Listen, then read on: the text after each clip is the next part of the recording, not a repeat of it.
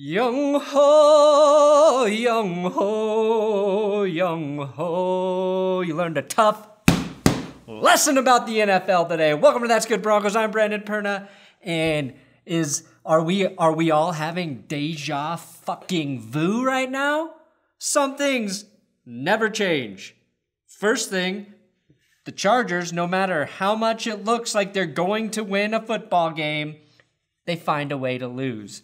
And the Broncos season opener, just like last year against the Panthers, primetime game, goes down to the wire.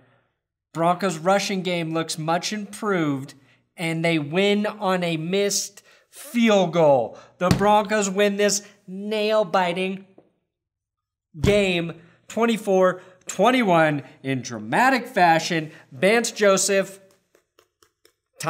calls a timeout after Chargers kicker Younghoe, and his name is pronounced Younghoe. I don't care how the announcers say it, Youngwei. I don't care if that's how every Korean person on earth says it. In America, it's pronounced Younghoe because that's way cooler, man. Way cooler. But Vance Joseph calls the timeout after Younghoe makes a 44-yard field goal, has to re-kick it. And my man, who I've been telling you all fucking preseason, Shelby Harris, was the difference maker, blocks the kick, and Denver is 1-0 to start the season. It's a big game against a division rival and a division that looks like it's going to be a bloodbath. The Broncos have a slight edge right now because they beat the Chargers. Broncos 1-0, Chiefs 1-0, Raiders 1-0, Chargers 0-1.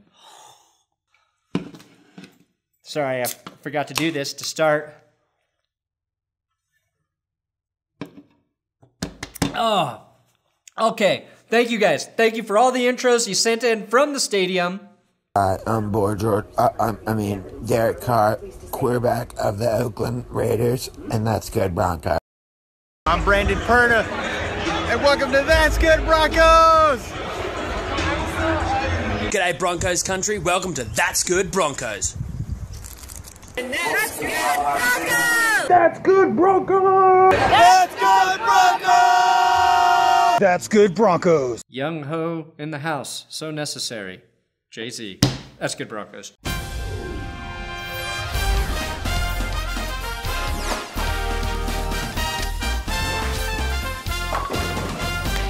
This episode is sponsored by SquadQL, which is a free app you can download with the link in the description to manage multiple fantasy football teams.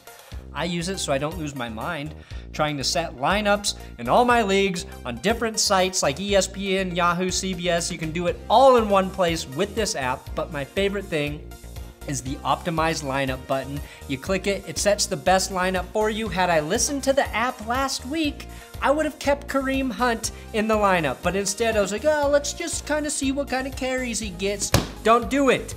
Trust the app. I thought the Broncos were gonna run away with it. Well, there's always that feeling in the pit of your stomach when your team has a lead kind of late in the game and you're just like, don't fucking blow it.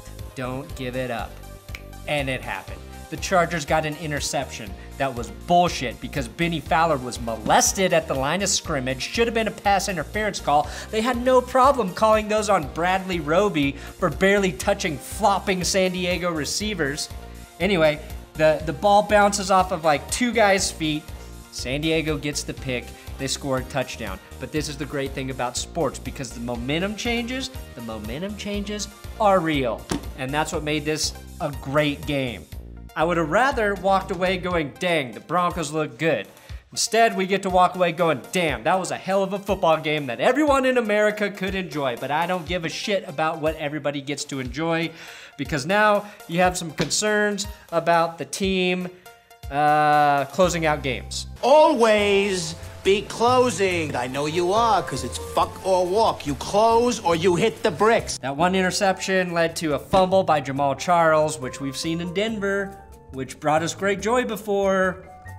Tonight did the opposite and gave me a stutter. And then Phillip Rivers, after that fumble, just bombs a touchdown just to a wide open Travis Benjamin, who blew past Darian Stewart. That's a mismatch. And the Chargers were within 3. The Broncos offense just needed to sustain a drive to close it out. They couldn't do it. So I was gonna say that my overreaction was going to be that Mike McCoy is a goddamn magician, voodoo, miracle worker for offenses, because until that fourth quarter, it looked like the Broncos offense had the game under control. Trevor Siemian looked good. Threw 2 touchdowns, but the best play, of course, the best play of the game was Trevor Siemian juking Joey Bosa for a touchdown. So I cannot say that Mike McCoy is the magician, because his knock in San Diego, did I call the Chargers San Diego? They're Los Angeles now. Forgive me if I accidentally call them that. But the knock when he was in San Diego was that the team couldn't close out games, and the Broncos offense had a hard time closing this one out. Fuck you, go home and play with your kids. You wanna work here, close. It's important to note that there was history made on Monday Night Football. And no, I'm not talking about Sergio Dip making us all wonder whether or not there was something mentally wrong with him, or he was a fan, a Make-A-Wish guy getting to call the plays from the sideline as a sideline reporter.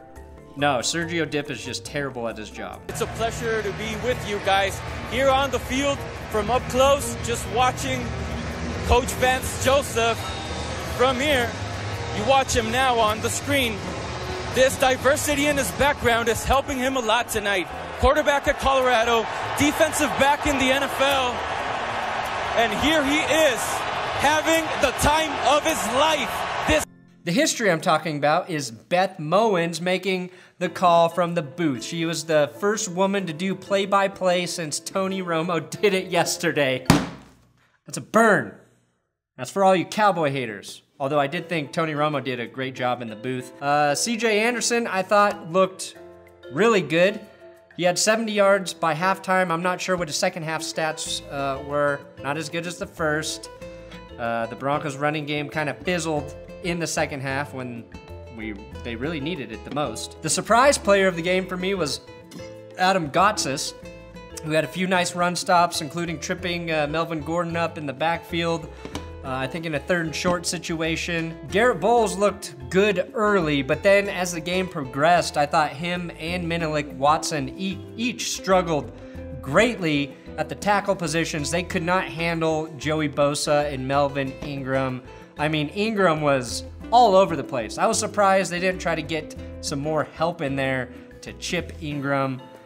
Something needed to be done because the tackles were getting worked. That is going to be the biggest area of concern for this Broncos offense moving forward. I guess the question is, are the tackles really bad, or are Joey Bosa and Melvin Ingram are they going to be that fucking unstoppable this season? I don't know yet. Todd Davis had a huge stop on 4th and 1 late in the game, blasted through the line like a fire hose blasting through something fragile and that would break easy. I've got no clever joke there. If I'm being completely honest, I wanted to see Younghoe Koo make the attempt for a game-tying field goal.